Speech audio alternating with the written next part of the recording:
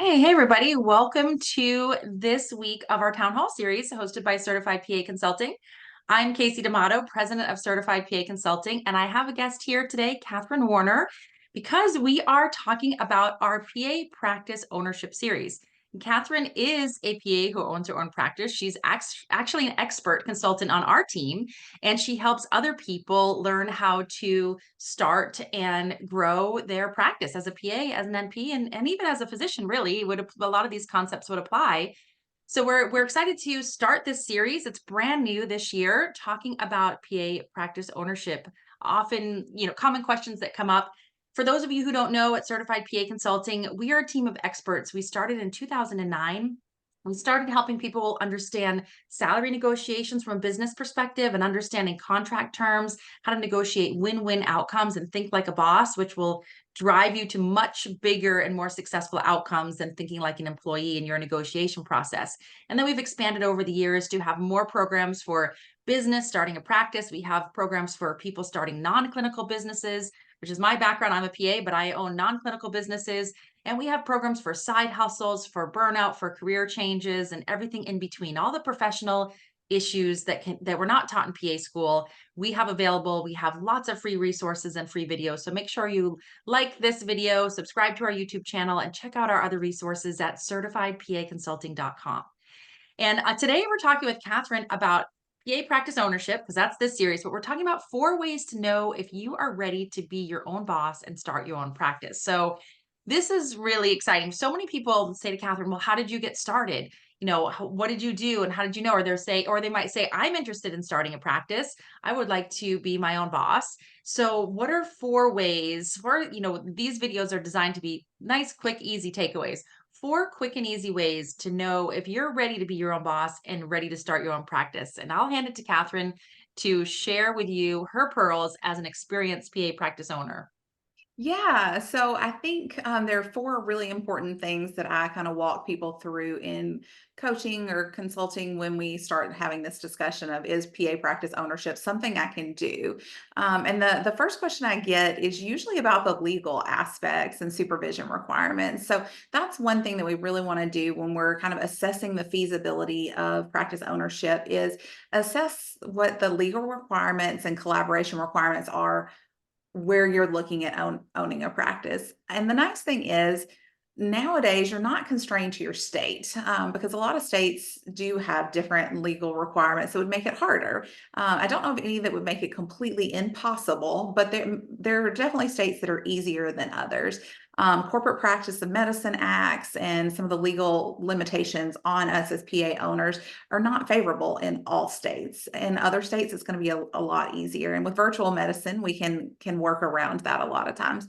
And then the other thing with that is the supervision requirements. Again, some states are going to be a lot less restrictive than others. Some states still have in-person requirements. Some states still have chart co-signatures and things like that. So that's the first thing I really recommend is dig into your state legal requirements and your state supervision requirements. And if you don't like them, look at other states. And we've got a great free resource guide that kind of will point you in the right direction of where to find that information for your state and other states. So the second thing that we really want to think about before starting a practice is, or kind of the second hurdle, is getting a supervising or collaborating physician. So we've got to look at that as, for most of us, a real need. So if we can't secure that, we can't move on to the next step, which is seeing patients in most states. There are a lot of different resources for that. If you know somebody already or have a spouse who's willing to do that or a family member, that's great. But there are a lot of other resources available. There's other services where you can pay them to find a supervising physician. There's also word of mouth. And again, with social media, we are so much more connected to PAs than ever that a lot of times that can be a great resource. And then there's, different ways you can put out your own ads and network. So that's one thing we really, that's going to be our second hurdle. And one thing that with a lot of clients, I'm able to help with. I can really point you in the right direction of, what's going to be a good fit for you for supervision. I know a lot of physicians who are interested, and if those are not a good fit, I know where to put the ads, who to talk to, and so far, knock on wood, we've had really great success with that. So kind of the third thing to think about is your finances. Before we really get rolling on this too much, we want to make sure the financial plan makes sense. Even if making money is not your primary goal, and for some people it's not. Some people it's time freedom or autonomy, and but the finances still have to make sense. None of us want to lose money on this, so we need to really dig into that before we get too far. Make sure that we've got a solid reimbursement strategy that's going to cover those expenses and then make it worth your while too. And that's one area that I spend a lot of time with PA practice owners that I consult with is pointing them in the direction of where to find the numbers, where to for insurance, for cash pay, and then also how to structure that for their practice that makes sense, because we're really not constrained by what everybody else is doing. It's always a good starting spot, but there may be reasons for you to come in a little bit under that pricing and kind of beat people to the punch, or there may be reasons for you to go much higher so you're not having to see as many patients. And that may change throughout the course of your practice too. I know it has for mine. And knowing when and how to make those changes can be scary. And so I think having that relationship with somebody else to kind of talk through that can be super helpful. So the fourth thing that I think is really important to consider before jumping all into practice ownership is kind of your own personality and your own strengths and weaknesses. We want to make sure that, like, yes, you probably can do it. Is it going to be a good fit for you? Is it going to make you happy? Is it going to, have the outcomes that you want? And some of that is personality. Now, I think all of us can learn and grow in that area, but like, is that what you want? Some of us really enjoy going to work, clocking in, clocking out, and being done. Other people really like the autonomy and the ownership of having their own practice, or like the flexibility that it brings. I know for me, that was huge. I love in my practice that I can really structure things in a way that I love. I love that I decided I'm going to have 30-minute visits with my patients. I can do that because I'm the boss. And I love it. My patients are happy about it. It's just kind of a win-win situation. Financially, it makes sense. And then structuring that flexibility for my time too has been huge. So for my personality and where I'm at in my life right now, it works out really well. If you talked to me 10 years ago, it would have been a terrible fit. I was, a young mom, newly married. I just needed to go to work and go in, go out, and I needed other people around me kind of guiding me clinically and also just administratively. But, depending on where you're at in your life, it may make sense. Yeah, those are great tips. And I had a couple of follow-up questions. So, and one question that came to mind right away was the one you just said about yourself 10 years ago, because a lot of people come out of PA school and they hear like, oh, we can own our own practice. And then right away they think, well, I want to maybe explore that. And so what do you say to those people that are really early in their career? Let's say within the first 5 years. Of their career, and they're thinking, I don't know if I want to have a boss. I might just want to do this myself. What do you say to those people that are at your, yourself 10 years ago? What would you say to yourself 10 years ago about PA practice ownership? I I would definitely say to keep it in mind and know that that's something that you're interested in and that's your goal, and be framing your career now in a way that supports that later. But I know that is not something I would have been able to do right out of school or even within those first few years. I think my first year was really spent. I mean, I worked a very traditional practice, clocked in, clocked out, didn't do anything other than see patients and learn. It was a Yeah. great learning environment, though. So I learned my clinical medicine really well that first year at least. And then, interestingly, got approached at about the year mark to work with another company that didn't have a med program at the time. They had a whole bunch of counselors and social workers, and they needed somebody to grow a med program. And why they approached a 25-year-old like straight out of school, I have no idea, but they did. And I guess I was confident or ignorant enough to think that I could do that. And I did. So I walked into that role and really started learning about business in that Yep. area. But I was supported. I was not betting my own money, my own time. That's Like, right. I was not going to. I was not going to fail. And I had all the resources in place that allowed me to be really successful there. And we grew that really well. And that experience in learning how to hire and price and grow and look at markets and that kind of thing, I think did set me up really nicely for practice ownership. So I would say if that's what you're wanting to do, always keep your eyes and ears open to systems, efficiencies, the Yes. resources, the finances, marketing that's going on around you so that you can take it with you, and maybe even offer to be involved in that, or look for, and as you're looking for other positions, look for ones that offer that as an opportunity where you're not just clocking in, seeing patients and clocking out. But I personally know that I needed some time to grow and to build my finances. Like I didn't have the, I didn't have any wiggle room. Like I needed my paycheck. So, Right. and now at this point, there was a little bit more. I mean, I still need my paycheck, but there was a little bit more savings and cushion and wiggle room there. So Definitely. And it's same with my process. I think I was 3 or 4 years into PA practice when I got involved in practice management for somebody else's practice. Now, granted, it was a $5 million practice, but that's how I learned a lot about business. And then I started certified PA consulting was my first business. And now I've started lots of other business ventures and sold businesses and all the things in between. But had I not done that, to your point, on somebody else's dime, right, I was still having my paycheck as a PA. And then now I'm learning all about systems, processes, cash flow, all the things that go into running the business behind the scenes, to running a medical practice from the business side of things. And I did that for quite some time before venturing into my own businesses, and definitely significantly before jumping into my bigger business ventures. So I agree with you 100% about getting involved and learning when you can in a secure environment, not when you're out on your own trying to figure everything out and you don't have too much of a foundation or support to lean on. If you can get into management in your practice or in your facility and you can start to learn how the business operates, that's going to set you up for success.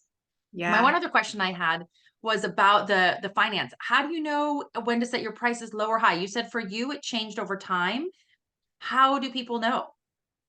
I mean, you really don't. I mean, I think like most other things, there's no right or wrong. You just throw something at the wall and see what sticks. And luckily, very little is permanent. If you need to change, you can. So I came out of the gate with really high prices, which I beat now. But 5 years ago, nobody knew who I didn't have any. I didn't have any word of mouth. I didn't have. I mean, I had some holdovers from when I was working, but like I didn't have an established client base. So and I wanted to see patients and practice my setups Yes. early on. So I went ahead and dropped Yes. my rates, and that was right as COVID was starting. Everybody was just kind of like, I don't know what we're doing. So I went ahead and just dropped my prices as a community service, because so many people did need care, and Right. started with those lower rates, got connected with a lot of people. And I think one thing I talked to a lot of consulting clients about is like, you'll see this slow growth early. It's almost like a logarithmic curve. You see Right. this real slow growth at first, but then, as those people start telling their friends, or you get connected to Yeah. one super spreader or two Right. super spreaders, like I can, trace my practice back to about two people Right. that have really set the stage for connection and growth with other people. And so, maybe having your prices low there. I wasn't great at marketing at first. Like I don't do social media or that kind of thing. I didn't want to pay for a whole lot of ads. So I set my prices low and just used word of mouth. If you Yeah. wanted to grow more quickly or come out strong with those higher prices, you can do that, but you're going to want to probably invest more time and money and marketing up front to kind of support that. Definitely. Whether or Yeah. not you want insurances is a different conversation. So there's a lot of different takes on that. And that's really something that we work through in detail and then adjust as needed. Yeah, there's a lot of beta testing in all business, medical practice, and in non-clinical business. Same, there's a lot of beta testing with pricing and deciding where your pricing is going to fall, and it oftentimes will change, and it's not fixed forever. So it's not something to be held up on as a sticking point and to prohibit you from Right. starting. As long as the business model is healthy, just get going, and you'll modify the pricing as you go, as long as it's a healthy model. So, I mean, this is such great information. I know we've got an amazing course a program that you created called Practice Building Blueprint. It's available through us at certifiedpaconsulting.com. We also have a free workshop for people that are interested in learning if practice ownership is even right for you. And Kathryn has put together these amazing programs. The Practice Building Blueprint is a paid program that's a few months long, but we do have a 1 hour workshop just so you can learn if it's really right for you. We dive a little deeper than this video. And maybe, Kathryn, you could share a little bit about Practice Building Blueprint and what's in it. You can also work with Kathryn one-on-one if you email us at team@Certified PA Consulting. Our client manager, Katie, can set you up with a private session with Kathryn. And we also host free FAQ sessions once a month, and sometimes Kathryn comes and joins us there as well. So take advantage, definitely pick her brain, definitely do the workshop. And I want her to tell you a little bit more about Practice Building Blueprint, because this is a robust program for people that are really ready. You've already watched the free workshop. You already know you're ready. You know you are at the point that it's time. It's time to pull the trigger and start your practice. So maybe you can share a little bit more about what's in that program. Yeah, so the Practice Building Blueprint is a 4-month program and it's a hybrid program. So we provide some well, actually quite a bit of written materials that walk you through step by step. So there's a module on setting your vision and kind of creating your goals with your practice. There's a module on kind of the setup and legal structure and all the things that you need to do to get the practice established. We move on to a module about finances and really making sure you've got a solid financial plan in place. We look at marketing and client acquisition. And then at the end, we kind of look at growth and sustainment. And so all of those materials are written, they're yours, and you'll have those forever. During the 4 months, though, we meet twice a month as a group. And that's really cool because it's an open time where I'm available, and so are other members of the community that are working through the same process to just kind of talk about whatever needs to be, whatever you need to talk about that week. It could be supporting your wins, it could be problem solving, it could, really could be anything. And so we get a lot of encouragement there. I think that community and networking is really important in this process because it can get a little lonely or even boring sometimes.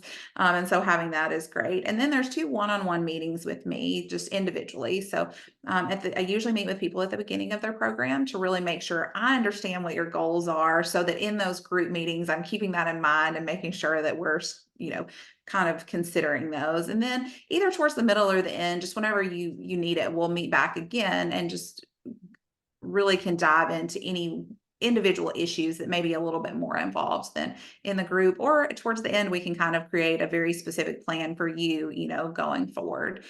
So that's the group program. And there's also a lot of bonus materials. You get a lot of the paperwork bundle is a great resource so that you're not having to come up with your own, supervising physician contract, your patient consent forms, a pet letter, all of those things, are telephone scripts. They're all in there so that you're not having to spend your brain bites and time to create those. So that's, I think, a really great bonus in there too. Definitely, definitely. If you're someone who's interested in starting your own practice, definitely watch our workshop. If you can't find it on the website at certifiedpaconsulting.com, just email team@certifiedpaconsulting.com and Katie can send you the link. She can also set you up with a one-on-one session with Kathryn to dive deeper if you have just specific questions about yourself. And also either Katie or Kathryn can talk more about Practice Building Blueprint and if it's the right fit for you. So if you're interested in starting a practice, we have so many resources available, from free to just a single one-on-one session to the entire program that walks you through in a matter of 3 or 4 months from, concept to actually having your practice up and running. And that's happened with many PAs. They've actually had their practice up and running and seeing patients in a matter of a few months, which is amazing. So don't be shy, reach out to us. We usually have some links in our show notes here, and make sure, of course, you like this video and share it, subscribe to our YouTube channel, and don't miss out on our future PA practice ownership video series. Subscribe to our newsletter at our email newsletter at certifiedpaconsulting.com, because then you'll be notified about our FAQ sessions and any other resources that become available for PAs who want to start their own practice. So make sure you're on our email newsletter as well so that you can be notified. And so if you are someone who is thinking about starting a practice, we are definitely rooting for you and in your corner. We've got lots of resources available. So please reach out, and we will see you on our next town hall video series.